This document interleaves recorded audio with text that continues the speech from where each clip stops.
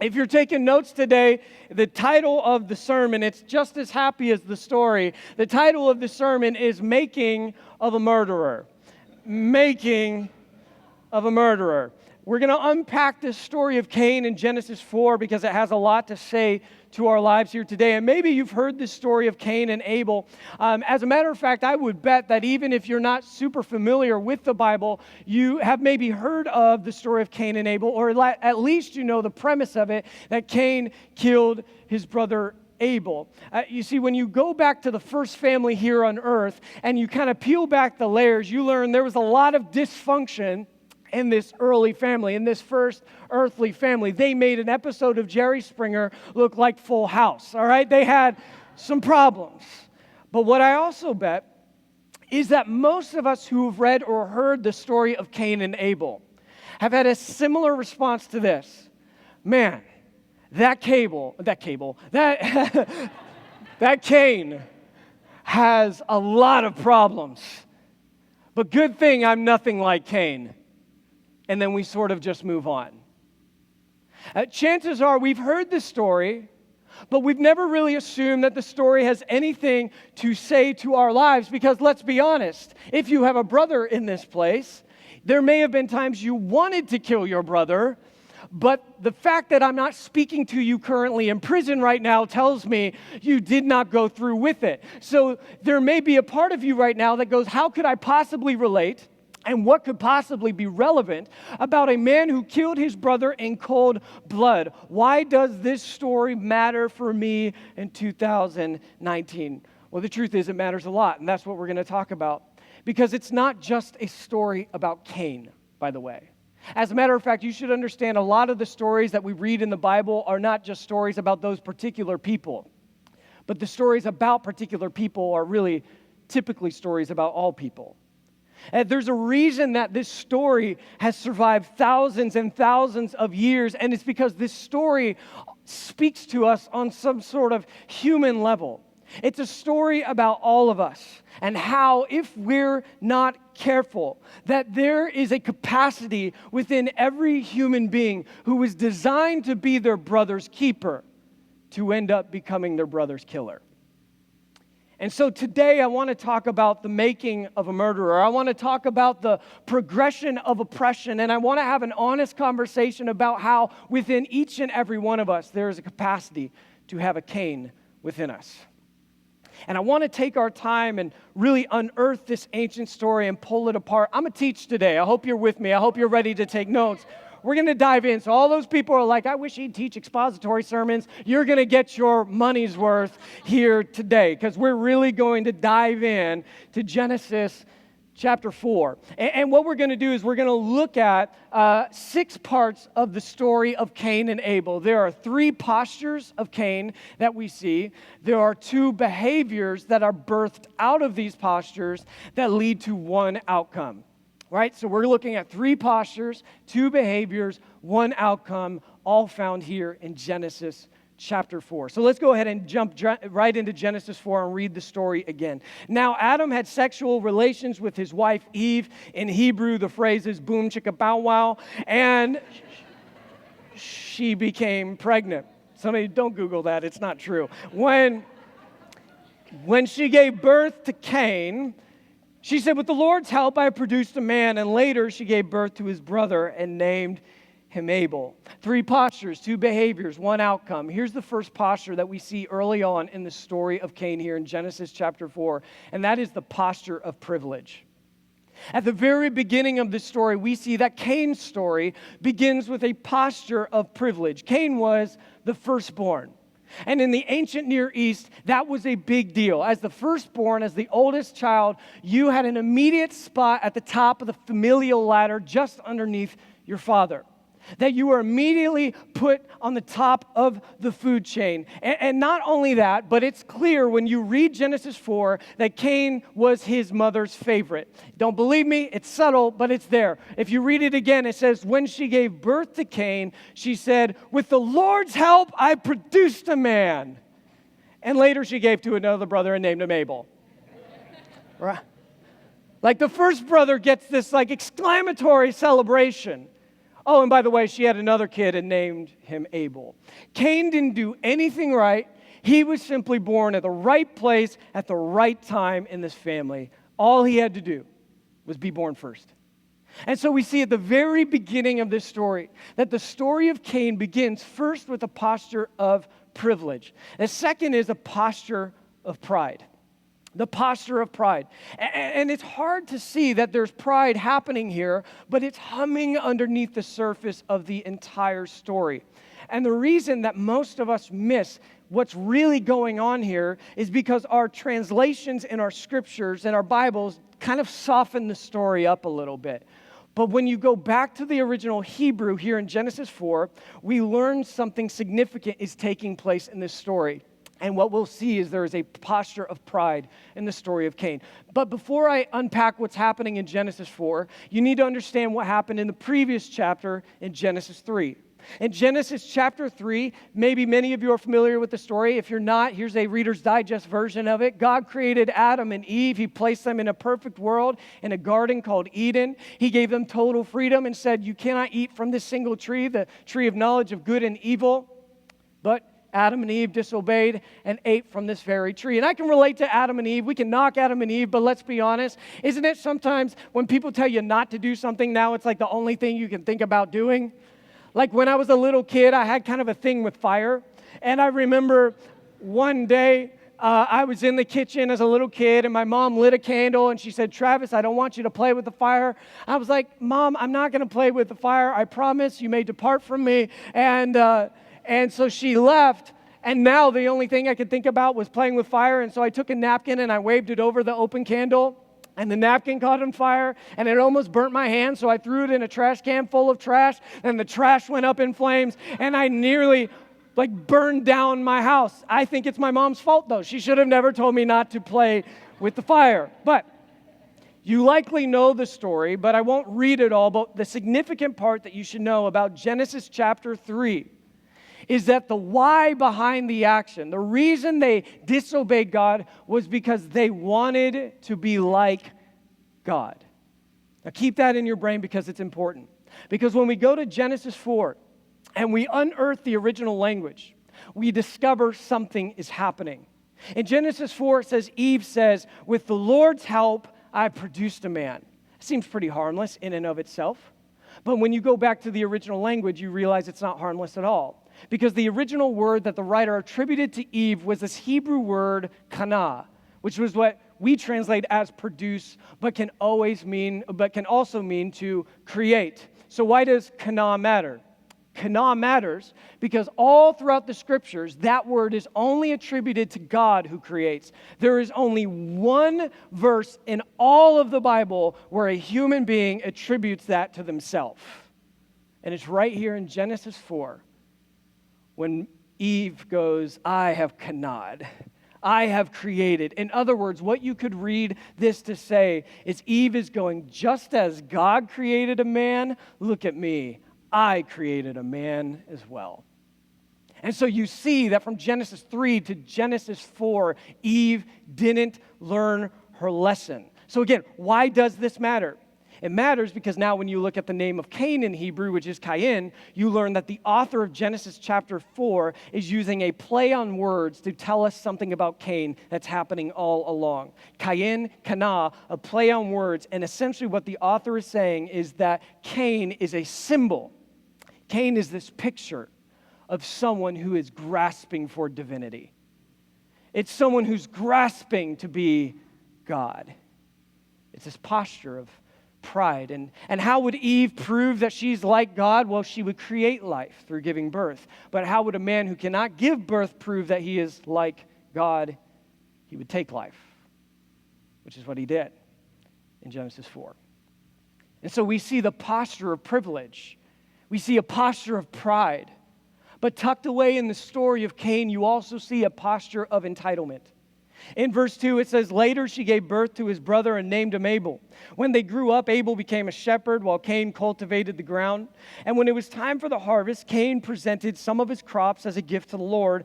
Abel also brought a gift, the best portion of the firstborn lambs from his flock.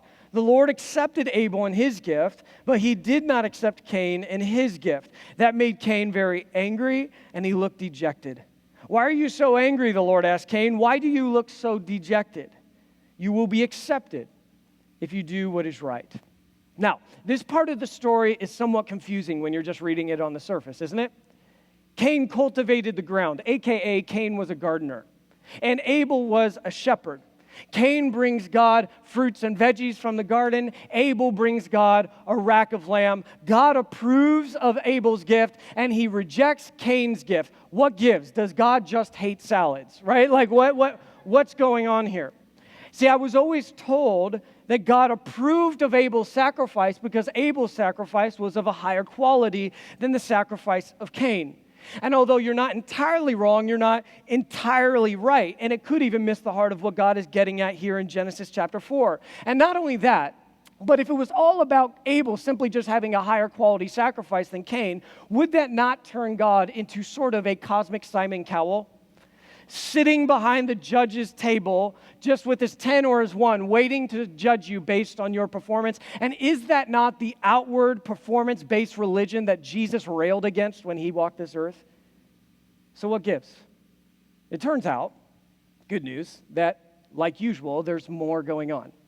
There's more going on in the story. It turns out that Cain was simply following the religion of the ancient Near Eastern world that he lived in. And in the ancient Near East, they had an attitude towards religious ritual that went something like this. I do my part.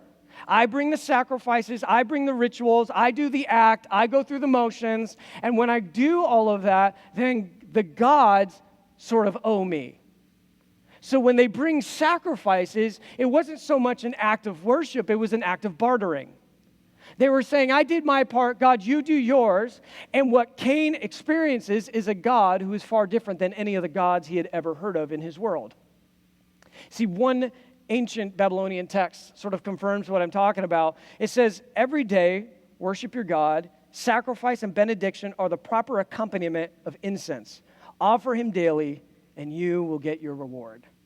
This was sort of how the ancient world operated in regards to sacrifices and how they worshiped God, which of course explains then why Cain was so dejected, why Cain was so angry. I did my part, God. I brought you a $25 detox salad from Blue Barn, God. Why are you not happy or satisfied with my sacrifice? God, you sort of owe me a little bit. But this God surprises Cain because it turns out this God that he encounters cares far more about the heart of the one who brings the sacrifice than the sacrifice itself.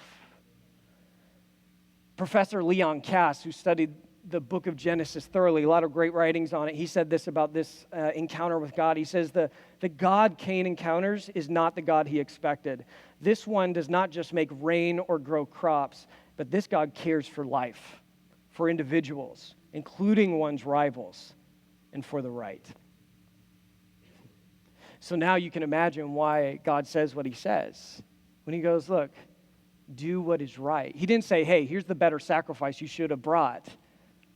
But God says, Cain, you need to be careful. You need to do what is right. And Cain's like, but I'm Cain. Do you not know who I am?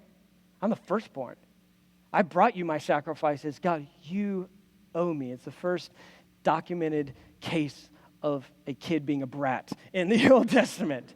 And so he throws this little fit. But in it, we see 3 postures of Cain. We see the posture of privilege. We see the posture of pride. And we see the posture of entitlement. And these postures, when going unchecked, led to 2 different behaviors. The first behavior we see in Genesis 4 that comes out of privilege, pride, and entitlement, the first was ignorance. It was ignorance. And in Cain's case, it was actually willful ignorance. In verse 8, it says, one day Cain suggested to his brother, let's go out in the fields. And while they were in the field, Cain attacked his brother Abel and killed him. And afterward, the Lord asked Cain, where is your brother? Where is Abel? And Cain goes, I don't know. But he did know. He knew exactly where Abel was because Cain was the last person to see his brother alive. His behavior was willful ignorance. Instead of acknowledging the evil, instead of acknowledging the brokenness, instead of acknowledging the sin, instead of acknowledging the death that was around him, he just closed his eyes to it. I don't know. But it didn't end there. Because the second behavior that we see flow out of the postures of Cain is not only ignorance, but we see apathy comes out of the heart of Cain. It says afterward, the Lord asked Cain, "Where is your brother? Where is Abel?" "I don't know." Cain responded, "Am I my brother's keeper?" Am I my brother's keeper? This is, in other words, what Cain is saying here is, where's Abel? Well, Abel was a shepherd. So Cain is being really sarcastic right here because what does a shepherd do? A shepherd keeps sheep. So when Cain says, "Am I my brother's keeper?" essentially what Cain is saying, does the shepherd need a shepherd? He's being totally sarcastic. He's being a total smart aleck, right? But underneath it is an even worse indictment on Cain because what he says when he says, "Am I my brother's keeper?" he goes, "My brother's problems are not my problems." In Genesis 4, you could argue or make a strong case this was the birthplace of radical individualism. Radical individualism that places ourselves at the center and everyone else on the sidelines. And right here, God indicts Cain. He was supposed to be his brother's keeper, but he became his brother's killer. Right here, we see the making of a murderer, the progression of oppression. It began with privilege. It continued with pride and entitlement. It grew into ignorance and apathy, and it went where only else it could go, and that is to the oppression of others. See, Cain lived with these postures, these behaviors, and this outcome. And the question of Cain still haunts us today. Thousands of years later, it's actually, the question of Cain is the first question in all of the Bible that a human asks God. The first question that a human being in the human story, according to the scriptures, that they ever asked God was, "Am I my brother's keeper?" And did you notice God never answers the question? He sort of just leaves it hanging in the air there, according to the author. Now, there's a couple reasons or schools of thought in regards to why did God not really answer the question. The first is because the answer was so obvious. Has somebody ever asked you a question and it was such an obvious answer that it took everything within you not to be sarcastic in your response, right? And this is sort of what's happening. The answer is so obvious. And you should also understand the Hebrew understanding is not that God, or not that the call to action or the obvious answer was that Cain should care for his bloodline, but because this was the only family on earth, the Hebrews believed that ultimately what the answer was is not only are you to care for your brother, you're to care for all brothers and sisters of all people, of all places, at all times. But the second school of thought that comes along with the silence of God to this question of Cain is that it's the author's way of inviting you into the story.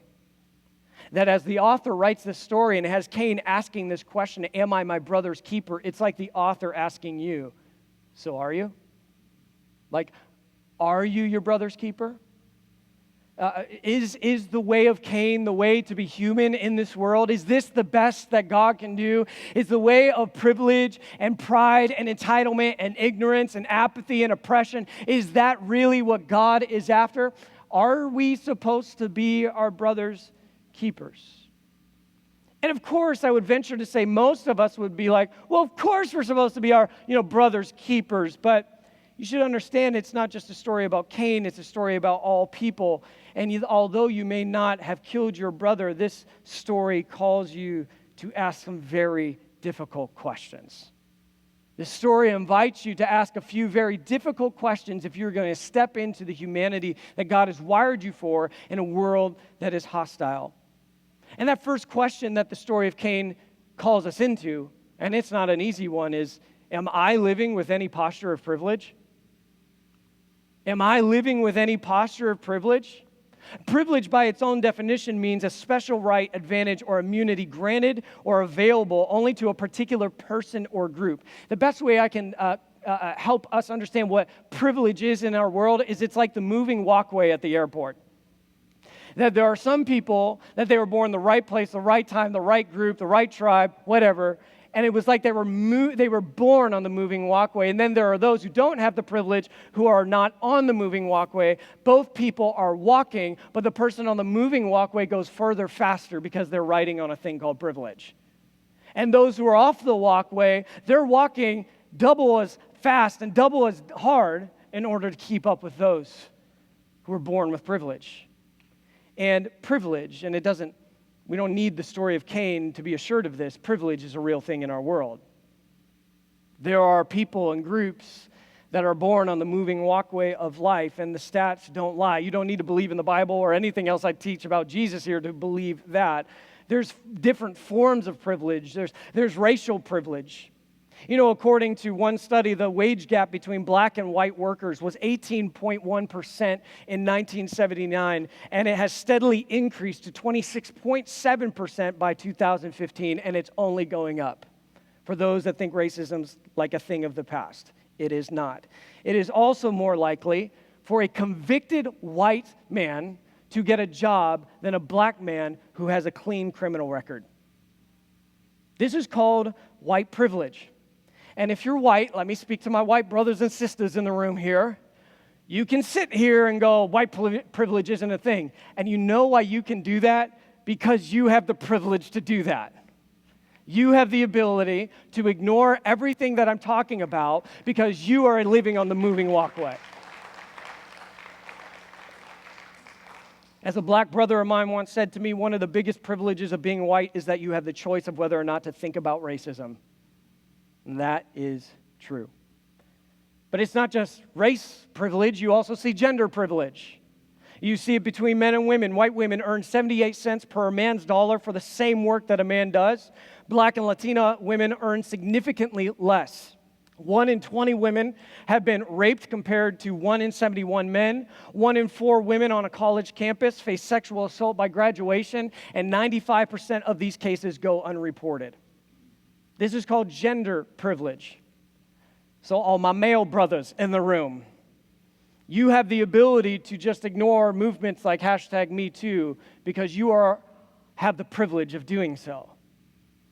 But there are many women, if not all women, who do not share that same privilege. Racial privilege, gender privilege. There's national privilege. It's not that you were born a certain race or born a certain gender. You were born in the right place. You were born in the right place. You hit the geological jackpot by being born here in America. Do you know that in the UN Refugee Agency, the last stat is this: there are 70.8 million people who have been forcibly displaced from their home. Not people leaving their homes, not people just pursuing a dream in America, not people who are just like, I'm going to uproot my lives and go somewhere else, or people who are trying to mooch anything. They are 70.8 million people who are violently and forcibly displaced from their home because of persecution in their country. On average, that's 37,000 people are being forcibly displaced from their home. That equals to about 26 people per minute being forcibly displaced from their home, which means by the end of this sermon, about 1,057 people will be violently and forcibly removed from their homes and put on the run. And we as Americans have the right, we have the privilege not to care, because when you go to sleep tonight, you are not going to wake up tomorrow wondering if you're going to have to run for your life. It's called national privilege. See, privilege is a real thing. And so before you say it, I know this is hard to hear, before you say, well, I don't struggle with privilege, pause and really think about the question. Are you benefiting off of any privilege for your own comfort at the expense of somebody else? The second question the story of Cain invites us into is, am I living with pride? Am I living with a posture of pride? Now, of the three, this is the one we embrace the quickest. This one we're like, I struggle with pride in my heart, but let's really lean into that. See, pride places you at the center and everyone else at the sideline, and pride, the pride of Cain suggests, I don't need a creator, I am Cain. I Kana. I take life away. I am self-made. I am my own creator. I've heard it once said that ego could stand for edging God out. I think it's a great definition. What is ego? It's when you edge God out in your life. Can I ask you, is there any area of your life, relationally, vocationally, financially, where you find yourself edging God out? Kind of still taking control of the steering wheel of your life.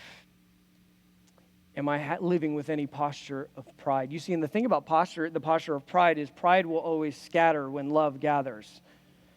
Pride will always lead to isolation. Love leads to community because pride and love cannot coexist. And pride will always isolate you from everybody else because it believes that you are simply just above everybody else. Am I living with any posture of pride? Am I living with any posture of entitlement is the third question that the story of Cain invites us into. And just before you say, entitlement, me?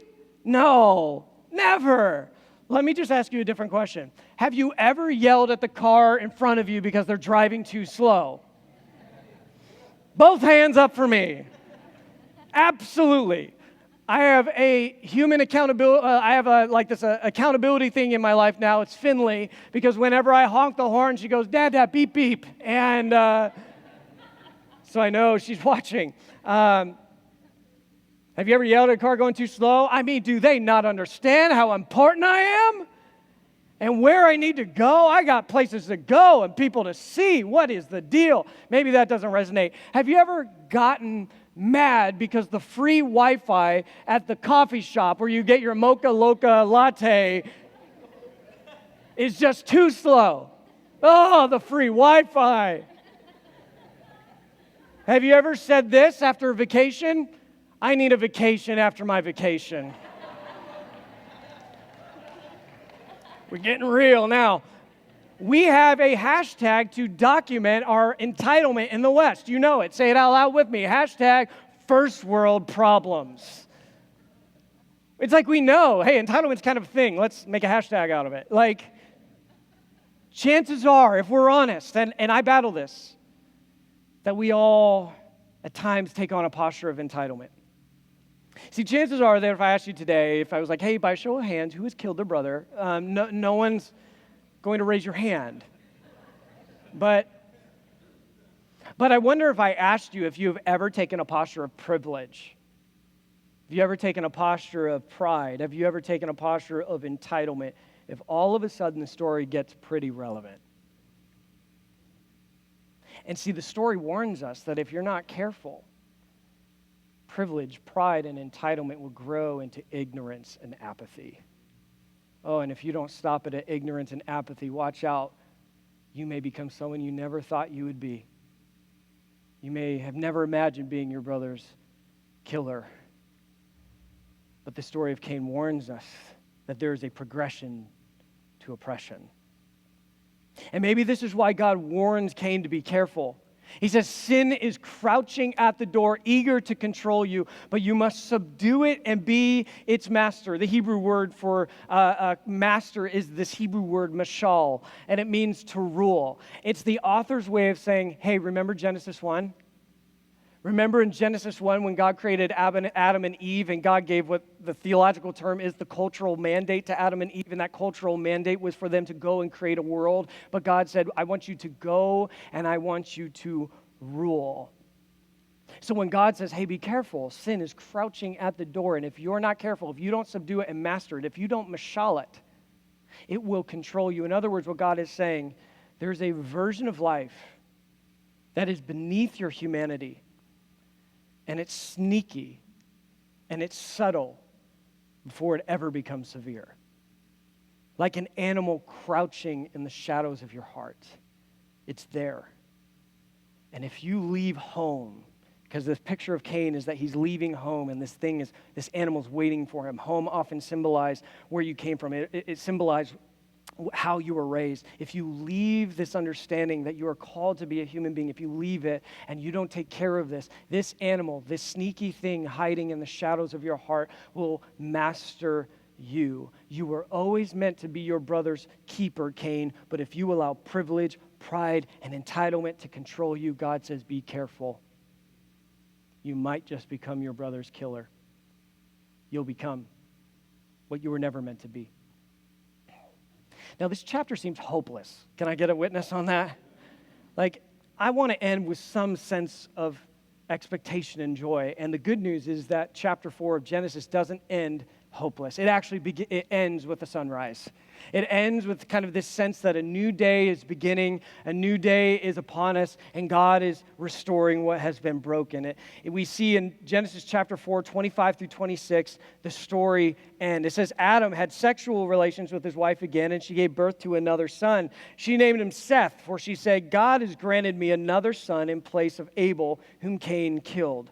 When Seth grew up, he had a son and named him Enosh. At that time, people first began to worship the Lord by name.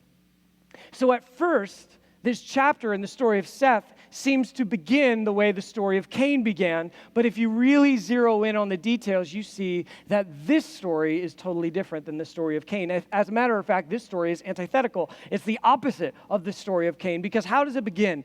Cain's story began arrogantly announcing that she created man, that she is like God. But with Seth, she says, God has granted me. God has granted me another son in place of Abel. It's interesting how tragedy will humble you pretty quickly. And she says, God has granted me this son in place of Abel. Instead of the story beginning with a posture of privilege, look what I can create, it begins with a posture of generosity. God has given me Seth for the purpose of restoring that which was broken.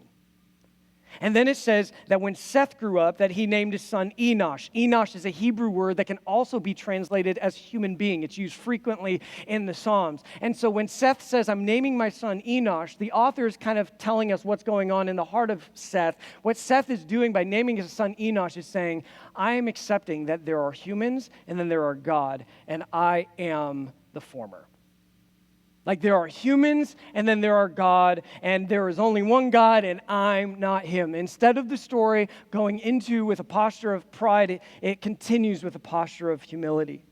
And lastly, it says the story ends. It says at that time, people first began to worship the Lord by name. It's a sort of like beautiful but mysterious line that's how the chapter ends. At this time, the people began to worship the Lord by name. People began to turn away from the religion of Cain. And people began to turn away from the religion of Cain, which was a religion of transaction, and began a relationship of relationship. Began a religion of relationship, that in a loving relationship with God. Instead of attempting to get life from God by doing things for God, they were living life with God. And so instead of a posture of entitlement, they began to embrace a posture of love. The story of Cain was about privilege, pride, and entitlement. The story of Seth was about generosity, humility, and love, doing life with God. And in Genesis chapter 5, man, if you stop too soon, you'll miss where it's going. And we'll end on this because it's powerful. It says, this is the written account of the descendants of Adam. When God created human beings, he made them to be like himself. He created them male and female, and he blessed them and called them human.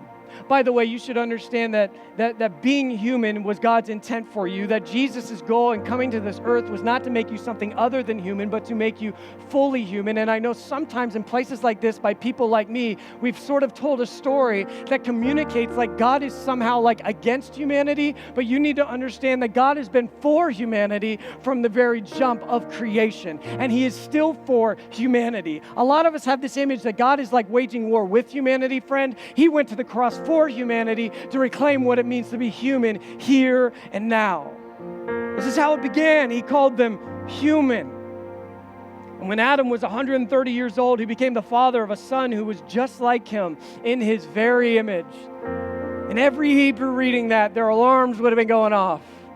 Sound familiar? It sounds like Genesis 1. When God creates man and woman, and he says, I've created them in my very image. In other words, what the author here is saying is that the way of Seth, the way of generosity, the way of humility, the way of love that does life with God, not just doing things for God and hoping to get something from God. No, doing life with God. He says that is what it was always meant to be human. This is where the story was always supposed to begin. And the author of Genesis makes it abundantly clear that God is creating a new future, because did you notice in this genealogy, in the genealogy of Adam, that somebody was missing? Cain. He's nowhere to be found. Cain is missing in the genealogy. Why? Because Cain's life was all about his story. And as a result, Cain lost his role in the human story. Cain's life was all about privilege, pride, and entitlement. And as a result, he lost his role in the human story. Friends, we need to understand the message loud and clear. Privilege, pride, and entitlement will never, ever, ever move the human story forward. Privilege, pride, and entitlement will never create a world worth fighting for. It will only create a world that we will one day want to forget. Only generosity, only humility, only love can move the human story forward. And only generosity, and only humility, and only love can create a future worth fighting for. And if you're here and you're like, that's just so idealistic, Travis, you don't understand the world we live in and the hostility, generosity, humility, and love, that's just, come on, Travis, that's not enough. If you're thinking that, let me introduce you to Jesus. Because the way of Jesus was the way of generosity. For God so loved the world that he gave. It was the way of the humble servant that washed the feet of his disciples. He took the posture of a servant when he didn't have to. And it was the way of love, because love was his supreme ethic. So if you don't think it can work, I'm sorry. I'm going to bet on the guy who conquered death, and that for 2,000 years, we still can't stop talking about him. Jesus is the better, he's the truer Seth. And he is moving the human story forward. And friends, we're invited to join the party. He's looking for humans to step into the story. So may we see there is a chance that a Cain exists in all of us. But the good news is we have a choice to follow Jesus into the future. May we allow generosity, humility, and love to be what we're known for. And may we allow generosity and humility and love to lead us into a new day and a new